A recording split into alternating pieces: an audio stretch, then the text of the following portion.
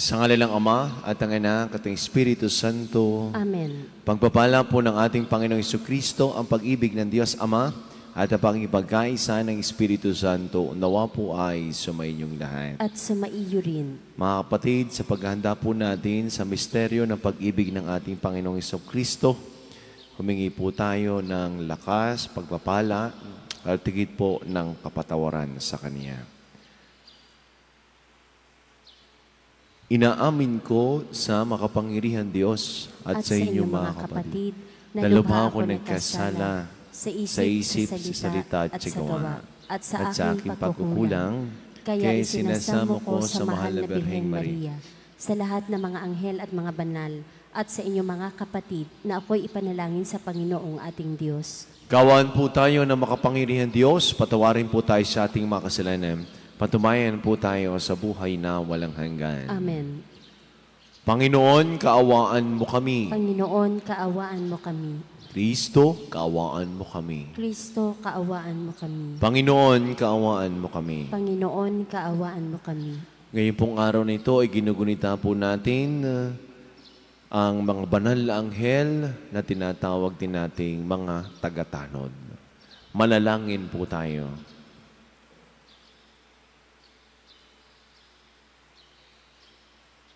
Ama naming makapangyarihan, sa di malilip na pagsubaybay mo, minarapat mong isugo ang mga anghel upang kami ay tanuran, ipagalubong kami kanilang laging ipagsanggalang, at maging maligaya kami kasama nila sa kalangitan sa pamamagitan ng Jesucristo kasama ng Espiritu Santo magpasawalang hanggan. Amen.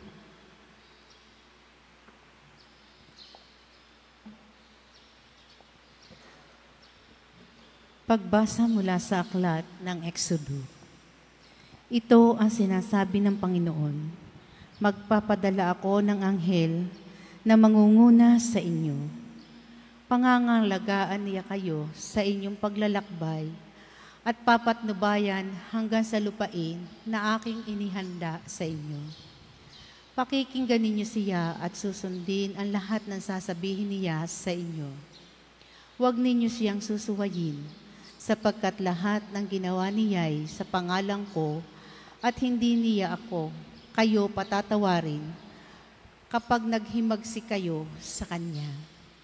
Kung susundin ninyo siya at gagawin ninyo ang mga sinabi ko, ipaglalaban ko kayo sa inyong mga kaaway. Pangungunahan kayo ng aking anghel patungo sa lupain ng mga Amoreyo, Hiteo, Pereseo, Canineo, Hiveo, at Heboseo, at sila'y lilipulin ko. Ang salita ng Diyos. Salamat sa Diyos. Salmong tugunan. Mga anghel niyang banal, sa inyo ay susubaybay. Mga anghel niyang banal, sa inyo ay susubaybay.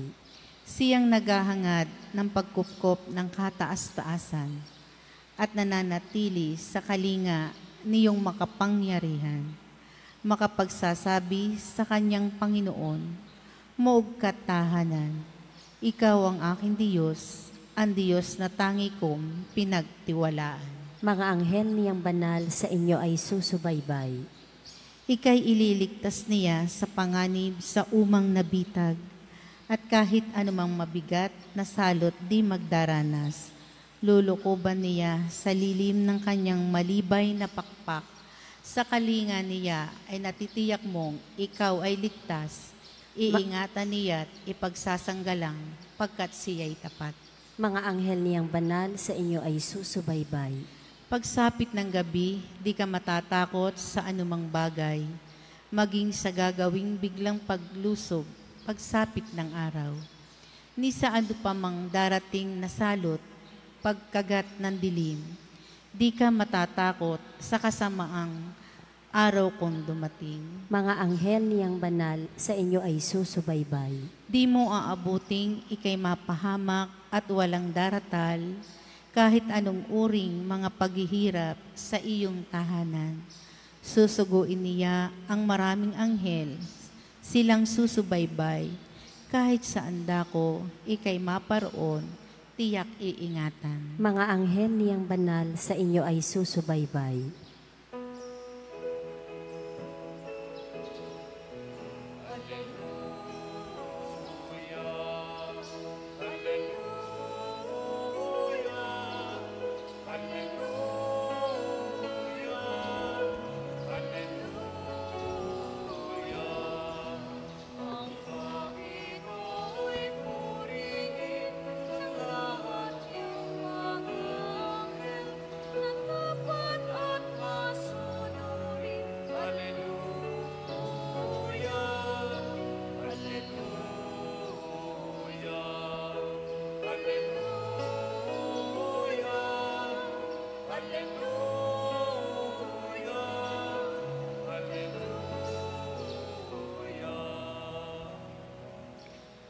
Sumaini po ang Panginoon. At sumaiyo rin. Ang mabuting balita ng Panginoon na ayon kay San Mateo. Papuri sa iyo, Panginoon. Noong sandaling iyon lumapit kay Jesus sa mga alagad at nagtanong, sino po ang pinakadakila sa kaharian ng langit? Tinawag ni Jesus ang isang bata, pinatayo sa harapan nila at sinabi, tandaan ninyo ito. Kapag hindi kayo nagbago at tumulad sa mga bata, hindi kayo mabibilang sa mga pinagaharian ng Diyos. Ang sinumang nagpapakababa ng gaya ng batang ito ay siyang pinakadakila sa mga pinagaharian ng Diyos. Ang sinumang tumatanggap sa isang batang ganito dahil sa akin, ay ako ang tinatanggap. Ingatan ninyo na huwag hamakin ang isa sa maliliit na ito. Sinasabi ko sa inyo, sa langit, ang kanilang mga anghel ay laging nasa harapan ng aking Ama.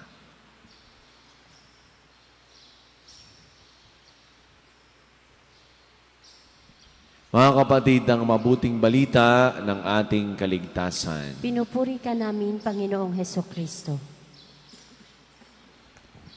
Magandang umaga po sa ating lahat. Happy birthday po sa mga may birthday ngayong araw na ito, sa mga may wedding anniversary. Congratulations po sa inyo. Noong September 29 ay pinagdiwang ho natin ang kapistahan ng mga arkanghel. Sina Rafael, Miguel at Gabriel. Ngayong araw na ito ay ang mga banal na anghel. Kung kilala hong mga taga-tanod. Kaya kinakamagaling ng mga tumanod ay hindi mga barangay tanod. Kung hindi ang mga anghel. At ito'y ating dinadasal na Angel of God, my guardian dear, to whom God's love commits me here, ever this day be at my side to rule and guide. Amen.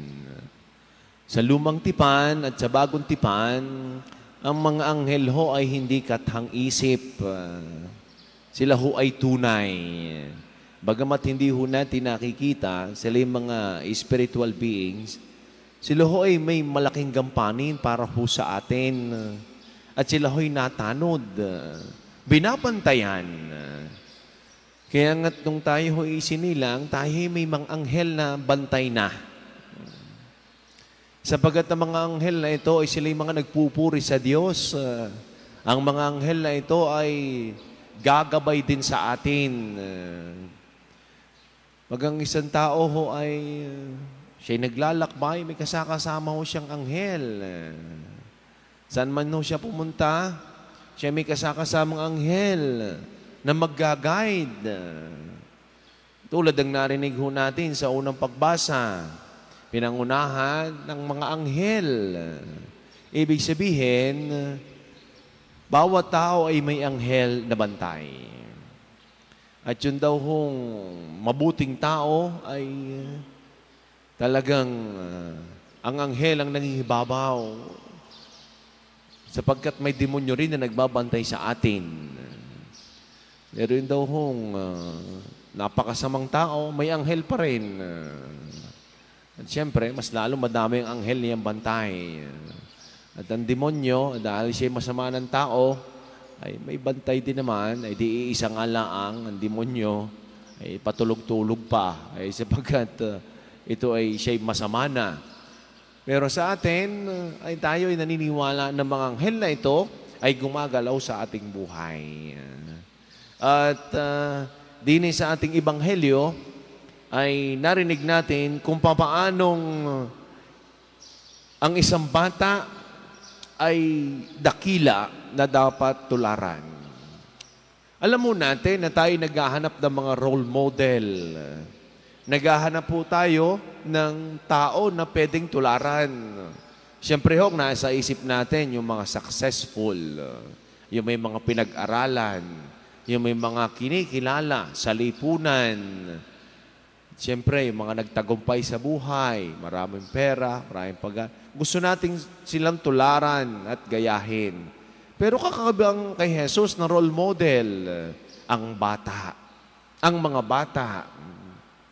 Ang bata naman, wala pa mga pinag-aralan ng mga yan. Ang mga bata naman, kung titignan, ay sa pamantayan ng mundo, ay wala pa naman silang mga ari-arian. Titingnan, hindi pa naman nga ho sila. Sa pamantayan ng mundo, hindi pa naman sila mga successful. Pero nasabi ng ating Panginoong Hesus, ito, ng mga batang ito ay dakila. Ito mga bata na ito ay may lugar sa kaharian ng langit sapagkat sila ay mababa ang loob. Tinitingnan ho natin, ang tinitingnan ho ng Diyos ay di yung ating kababaan ng loob katulad ng sa mga bata. At pag niyakap ho natin ng mga bata sa kanilang mga ugali, pag niyakap ho natin ang katangiang ito, yan, sagit ito tayo sa langit. Kasi pati ang mga bata na ito ay turay naman na may kababaan talaga ng loob. Kaya kahit yung simple kung anong isuot mo sa kanya, eh, na isusuot ng bata. Kahit anong suklay niyan, itatanggapin ng bata. Kahit ang bata ay may kagalit, mamaya ay bati na uli. Sapagkat sila ay may mababa ang loob. Pero pag tayo mga matatanda na galit, kahit tayo mamatay, ay ayaw natin magpatawad.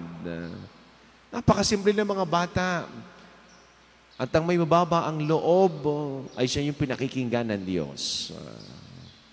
At ang may malilinis na puso, siya yung pinakikinggan ng Diyos katulad ho ng mga bata. Kaya nga't niahalin tulad din ang mga anghel sa mga bata.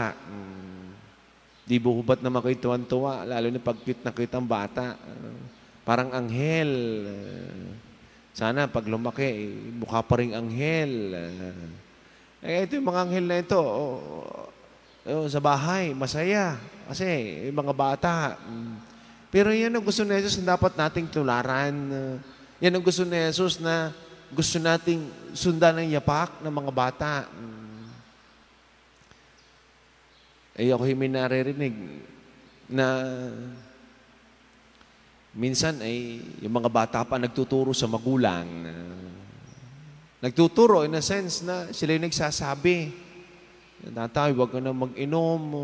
Tatay, huwag ka na magsusugal.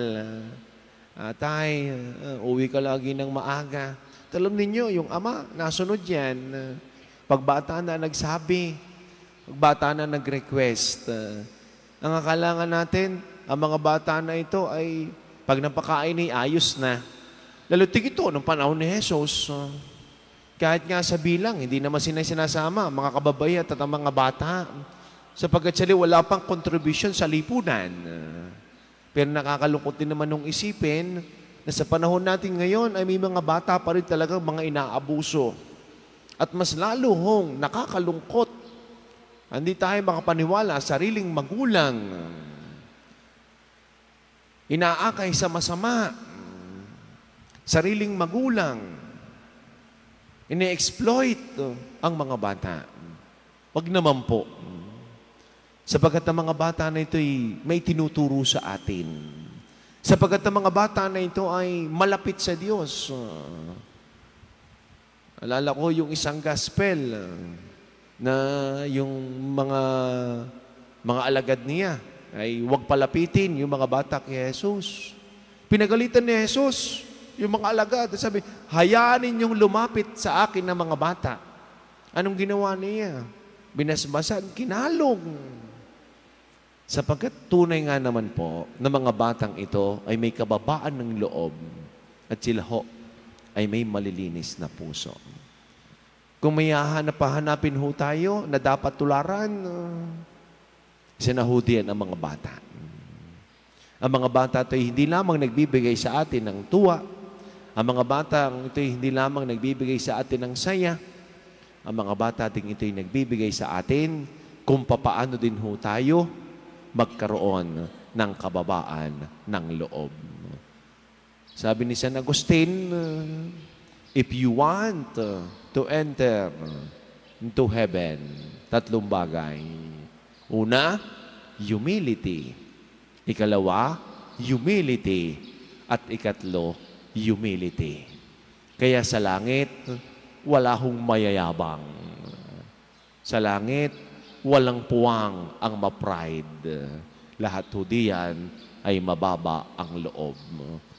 Hindi naman ho naging problema nung una. Sa kasaysayan, yung mga fallen angels, sina Lucifer, at yung mga anghel, hindi ba niya mga kasama? Pero na sila ho'y nagrebelyon. Bakit? Sapagkat gusto nilang makatulad ang Diyos. Gusto nilang agawin ang kaharian sapagkat wala sa kanila ang kababaan ng loob. Anong nangibabaw? Pride. Ganyan din ang nangyari sa unang nating mga magulang. Sina Eva at si Adan. Ano ba ang kanilang pagkakasala? Because of their pride.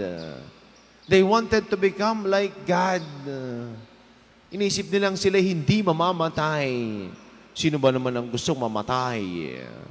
Kaya sila'y nagkasala, bunga din ng pride. May tinuturo ang mga bata. Bawasan ng pride.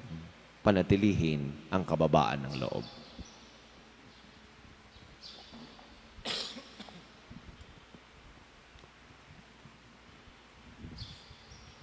Manalangin tayo sa mga pamaging karapat-dapat, tayo na maging kanyang mga anak. Walang hanggang Ama, nananalig kami sa iyo. Walang hanggang Ama, nananalig kami sa iyo.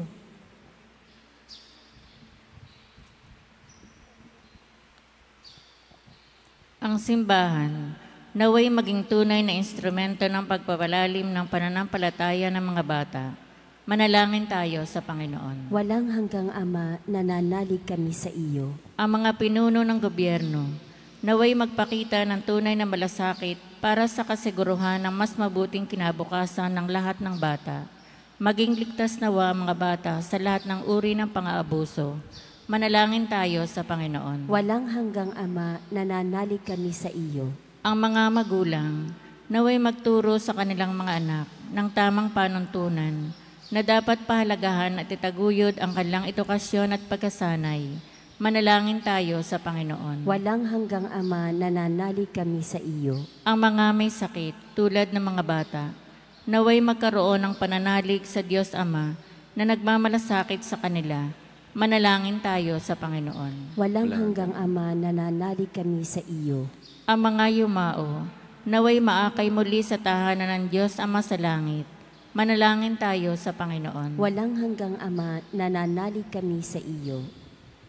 Ama, pakinggan mo po ang panalangin ng iyong mga anak na nananalig sa iyo. Bigyan po kami ng kaloobang tulad ng sa bata, sapagkat para sa mga tulad nila ang iyong kaharian. Inihiling namin ito sa pamamagitan ni Kristong aming Panginoon. Amen.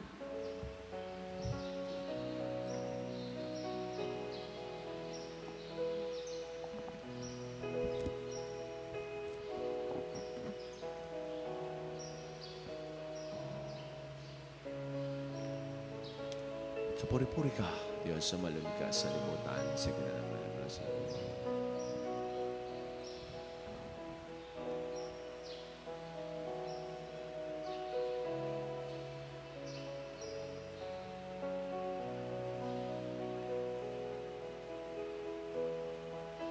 Kapuri-puri ka, Diyos, sa malamig ka sa limutan. Sige na naman. mula sa katas-taos mo.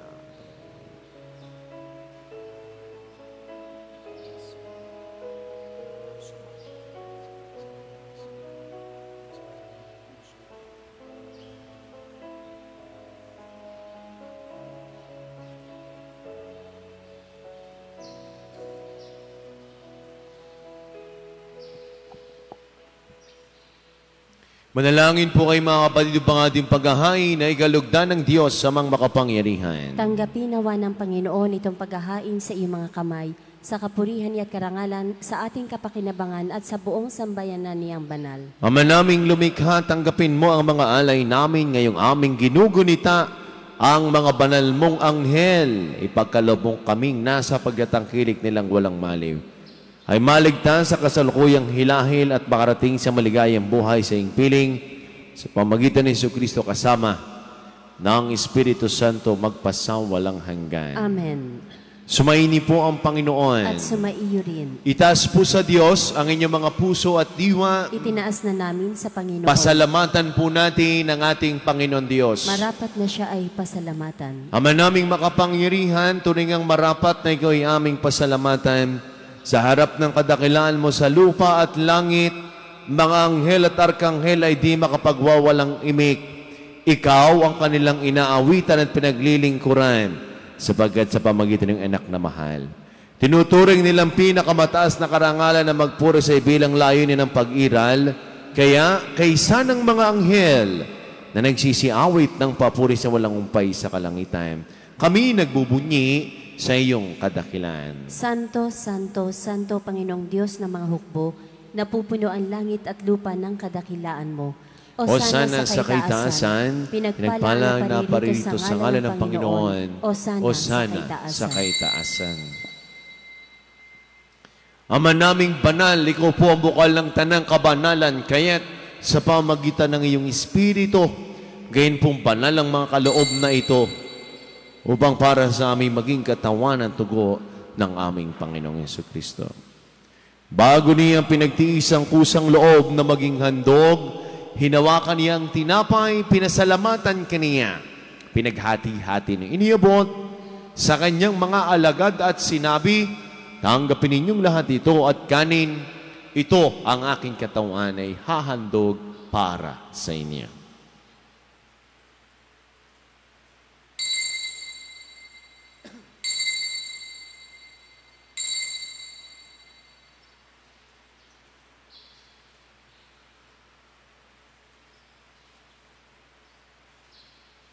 Gayun din naman nung matapos ang hapunan, hinawakan niyang kalis, muli kanyang pinasalamatan.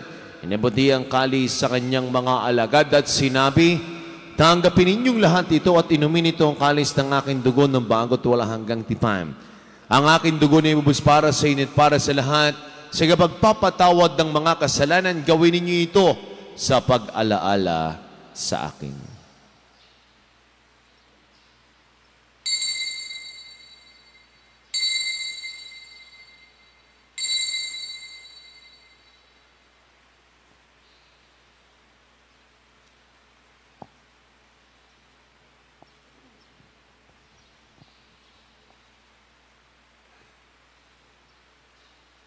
Ang misteryo ng ating pananampalataya. Si Kristo'y namatay, si Kristo'y nabuhay, si Kristo'y babalik sa wakas ng panahon. Ama, ginagawa po namin ngayon ang pag-alaala sa pagkamatay at muling pagkabuhay ng iyong anak, kahit nialay po namin sa iyong tinapay na nagbibigay buhay at ang kalis na nagkakaloob ng kaligtasan. Kami po'y nagpapasalamat dahil kami ay yung minarapat at tumayo sa harap po para maglingkod sa iyo. Sinasama po namin kami magkakasalo-salo sa katawan ng tugon ni Kristo, mabuklod sa pagkakaisa sa pamagitan ng Espiritu Santo. Ama, lingapin mo yung simbahang laganap sa buong daigdig. Puspusin mo kami sa iyong pag-ibig. Kaysa ni Francisco naming Santo Papa at ni Gilbert naming Arsobispot ng lahat ng mga kaparian, alalahanin mo rin po ang mga kapatid naming nahimlay na.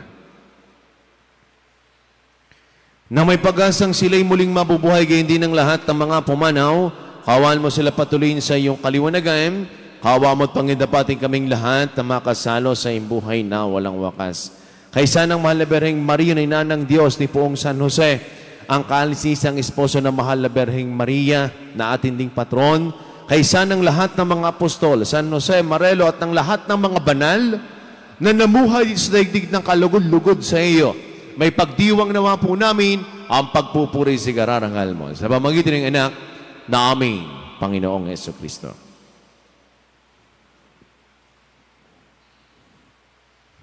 Sa pamamagitan ni Kristo, kasama niya at sa Kanya, ang lahat ng parangal papuri sa ito sa makapangyarihan, kasama ng Espiritu Santo, magpasawalang hanggan.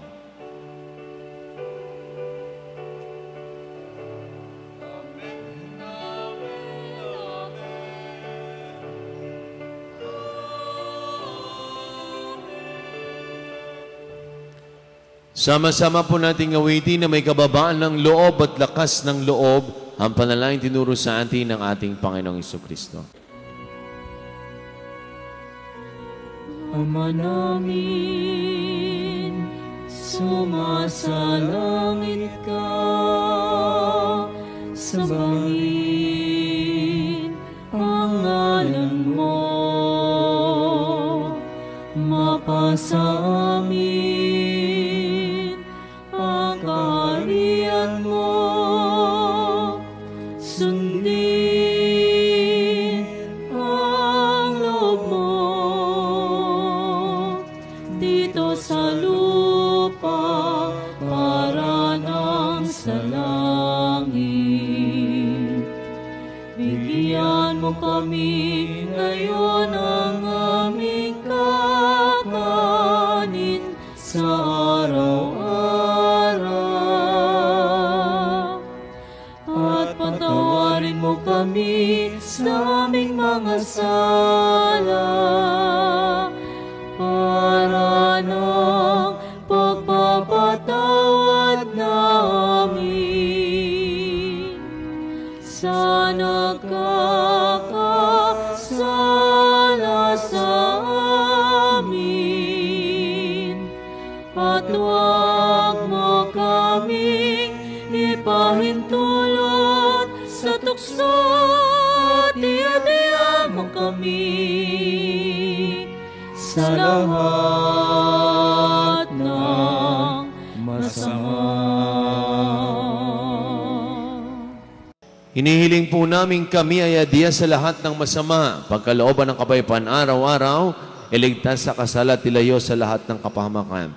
Samantalang aming pinananabigan ng dakilang araw ng pagpapahayag ng tagapagligtas naming si Hesu Kristo. Sapagkat iyo ang kaharian at ang kapangyarihan at ang kapurihan magpakailanman. Amen. Panginoong Hesu Kristo, sinabi mo sa iyong mga apostol, kapayapaan ang iniiwan ko sa inyo, ang aking kapayapaan ang ibinibigay ko sa inyo. Tungayin mong aming pananampalataya at huwag aming mga pagkakasala, pagkalooban po kami ng kapayapaan at pagkakaisa ay iyong kalooban, kasama ng Espiritu Santo magpasawalang hanggan. Amen. Kapayapaan po ng Panginoon lagi ng sumainyo. At sumaiyo rin. Mga kapatid, magbigayan po kayo ng kapayapaan sa bawat isa.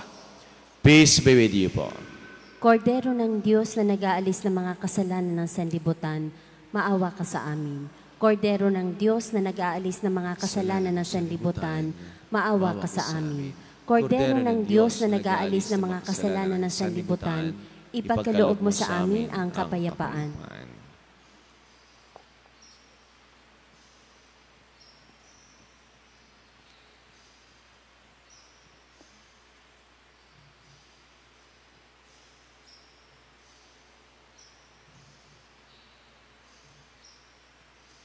Maminamahal kong mga kapatid, ito ang kordero ng Diyos ng Kristong muling nabuhay, sinagali sa mga kasalanan sa libutan. Mapalad po tayong lahat na manginanan sa kanyang banal na piging. Panginoon, hindi ako karapat-dapat na magpatuloy sa iyo, ngunit sa isang salita mo lamang ay gagaling na ako. Ang katawan ni Kristo. Amen.